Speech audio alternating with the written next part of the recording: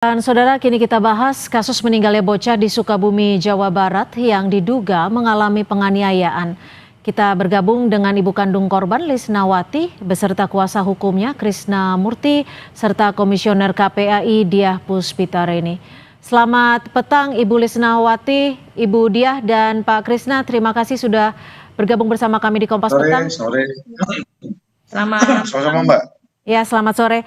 Bu Lisnawati, sebelumnya kami ingin mengucapkan turut berbelasungkawa dan juga turut berduka serta prihatin atas apa yang terjadi terhadap anak Ibu.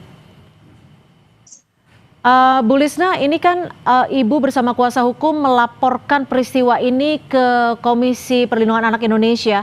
Apa dasar yang Ibu inginkan sehingga memberikan ataupun melakukan pelaporan ini? Saya pengen keadilan buat anak saya gitu. Ya, Ibu ingin keadilan. Lalu terakhir ketemu dengan anak Ibu tahun berapa Ibu? 4 tahun yang lalu. 4 tahun yang lalu. Mungkin Ibu boleh diceritakan apa yang menjadi penyebab mengapa Ibu bisa begitu lama tidak bisa bertemu dengan anak Ibu? Lost komunikasi sama anak saya gitu. Sulit berkomunikasi. Apakah ada larangan dari ayah korban atau seperti apa? Ya, ada larangan dari ayah korban juga. Bu Lisnawati, kalau Ibu sendiri sempat menemukan ada kejanggalan tidak bahwa ada dugaan kekerasan terhadap anak Ibu di Sukabumi? Kalau saya pribadi, ya ada kejanggalan gitu, yang mengganjal dari hati saya. Apa saja kejanggalan yang Ibu rasakan dan yang Ibu temukan? Ya, melihat dari video banyak yang beredar itu. Ibu tapi pernah menemukan ataupun melihat langsung tidak bahwa korban sempat dianiaya atau ada luka mungkin di tubuh korban, anak Ibu? Enggak sempat. Tapi berhubungan telepon dengan anak Ibu atau dengan mantan suami Ibu?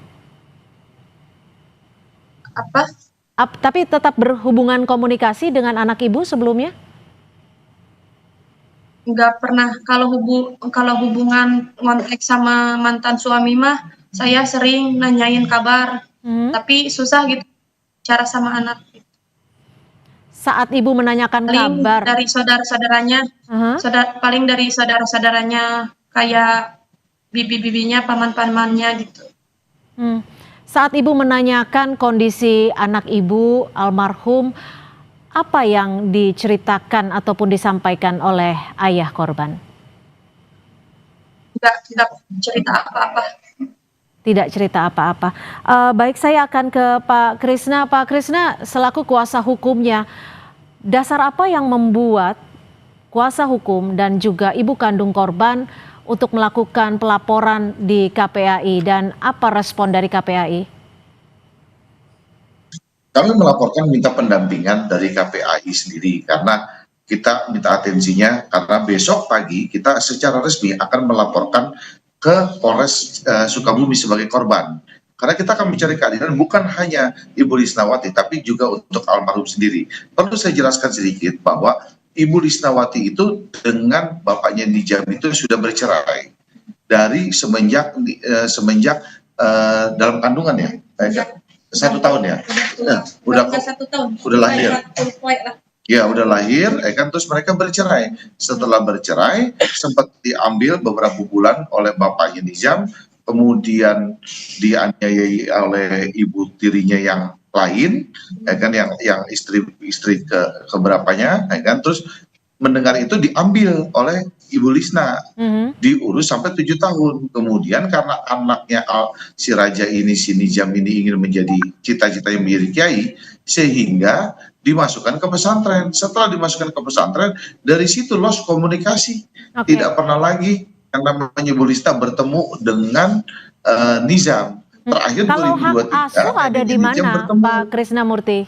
Kalau hak asuh terhadap Kenapa? anak, hak asuh terhadap anak jatuh ada di mana? Nah, ini gini, perkawinan antara Ibu Nizam ya kan dengan ayahnya Nizam itu perkawinan siri. Jadi perceraian itu tidak melalui proses pengadilan karena perkawinan mereka itu tidak tercatat, mereka berkawin siri. Tapi secara legalitas, ya kan, akte dan sebagainya itu atas nama Bu Lisna. Oke, baik. Saya akan mencoba ke Budia. Budia, melihat apa yang terjadi saat ini, korban meninggal dunia dan memang dugaannya mendapatkan penganiayaan dari Ibu Tiri dan sudah melaporkan ke KPAI. Apa respon dari KPAI terkait hal ini? Ya, yang pertama kami turut prihatin ya Ibu atas kejadian yang menimpa Ananda N, dan tentu saja kami berkewajiban untuk melakukan pendampingan. Tadi juga kami belum bisa menemui karena kami harus menyelesaikan kasus di Jogja. Tapi besok semoga kita bisa atur waktu untuk bertemu begitu karena besok sudah kembali ke Jakarta. Dan tentu saja kami hari ini sudah melakukan analisis kasus, Mbak, dan sudah dilimpahkan kepada saya. Terus kemudian kami melakukan kajian yang mungkin kami rencanakan hari Rabu untuk terjun langsung ke Sukabumi begitu. Nah, yang terpenting adalah yang pertama kami sangat prihatin ya, kejadian seperti ini termasuk dalam KDRT, Mbak. Kekerasan ya, dan KDRT itu ya, KDRT itu ada beberapa macam. Ya, kalau ini terjadi kepada anak sampai anak meninggal dunia ini termasuk filisida, ya, kategori pembunuhan yang dilakukan oleh orang terdekat, ya. Dan ya tentu saja kami harus memperjuangkan hak anak, ya, yang meninggal dengan tidak wajar agar mendapatkan kejelasan penyebab kematiannya, sehingga ini tidak terjadi dan jangan sampai anak yang menjadi korban ini nantinya mendapat stigma yang negatif. Begitu, Mbak. Oke, Pak Krisna, Anda besok memastikan akan melakukan laporan ke Polres Sukabumi. Apakah menurut kacamata Anda melaporkan hal ini kembali ke Sukabumi karena ada indikasi proses hukumnya tidak berjalan dengan baik atau seperti apa? Bukankah kasus ini memang sudah ditangani? Proses hukumnya berjalan cukup baik, Mbak. Artinya bahwa sudah dari lidik sudah meningkat menjadi sidik. Artinya sudah ada bukti, 2 alat bukti permulaan. Kita sedang menunggu hasil visum dan otopsinya. Nah, kan kita bisa melihat dari berita-berita yang beredar bahwa 1 tahun yang lalu kan pernah dilaporkan Ibu Tirinya ini pernah dilaporkan di Polres. Lalu kemudian mereka ada mediasi sehingga dicabut. Nah, justru di sini kan petunjuk kami bahwa kan terjadi penganiayaan itu dari mulai 1 tahun yang lalu kan itu dilaporkan. Artinya bahwa kita tidak menuduh pihak siapapun. Makanya karena kami juga baru terima kuasa tadi pagi jam 7 pagi tadi, kita terima kuasa bersama-sama dengan Ibu Mira dengan tim semua. Kita sekarang sedang mengumpulkan bukti karena kita banyak video-video yang kita dapat sebelum kematian itu. Ya kan, bahkan cerita-cerita saksi sedang kita kumpulkan bukti-bukti. Artinya bahwa apakah ada pihak-pihak yang sudah tahu kejadian ini melakukan pembiaran. Video-video ini didapat dari mana, Pak Krisna? Kita dapat beberapa video dari berbagai sumber yang kita dapatkan kejadian sebelum Nizam tuh kemarin dibawa ke rumah sakit.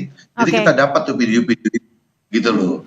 Nah, jadi patut diduga kan ada pihak-pihak yang terkait di sini. Apakah secara bersama-sama ataukah kan dia melakukan pembiaran ataukah dia melakukan penelantaran. Nah, kita akan kaji sampai malam ini. Jadi besok yang akan kita laporkan secara berapa orang, baru kita akan putuskan besok pagi. Bu Lisnawati sendiri pernah tidak melihat ataupun mendapatkan video ini? Dan mungkin terakhir apa yang Ibu Lisna harapkan terkait dengan proses hukum dan upaya hukum yang saat ini sedang berjalan? Ya, pengen secara cepat diproses secara. Bagaimana Ibu? Kurang jelas suaranya? Pengen secepatnya diproses. Biar terungkap cepat. Kalau dari Ibu Lisnawati, dugaannya seperti apa, Bu, yang terjadi di rumah mantan suami Ibu dan juga Ibu sambung dari almarhum?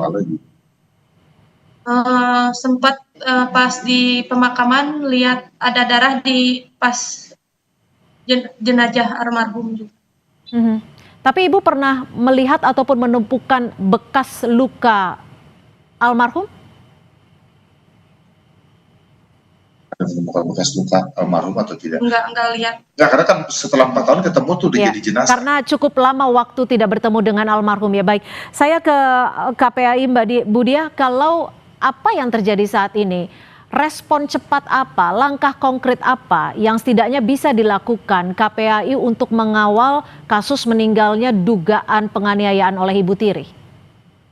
Sebenarnya sejak kami mendapatkan informasi 2 hari yang lalu, Mbak, kami langsung berkoordinasi dengan Polres, kemudian juga kami berkoordinasi dengan UPTD PPA setempat ya. Dalam artian anak ini kan anak yang mendapatkan perlindungan khusus, ya. Kemudian kami harus memastikan sesuai dengan amanat Undang-Undang Perlindungan Anak pasal 59A bahwa prosesnya itu harus cepat. Harus cepat di sini adalah proses dari mulai pelaporan, terus penyelidikan dan lain sebagainya. Dan kami juga koordinasi terkait dengan tuntutan, bahkan sudah sampai kami mintakan bahwa tuntutannya itu tidak hanya pelanggaran Undang-Undang Perlindungan Anak, tetapi tentunya bisa juga dilapiskan dengan Undang-Undang PKDRT, penghapusan kekerasan dalam rumah tangga. Dan alat bukti video itu sebenarnya sudah bisa dijadikan bukti ya Pak ya, Bapak Kuasa. Video itu sebenarnya sudah bisa dijadikan alat bukti. Mau bukti apa lagi, ya kan?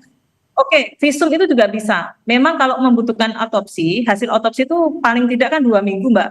Tetapi visum aja. Jadi kalau menurut kami, hemat kami ya prosesnya harus cepat, begitu. Jadi tidak perlu bertele-tele, ya.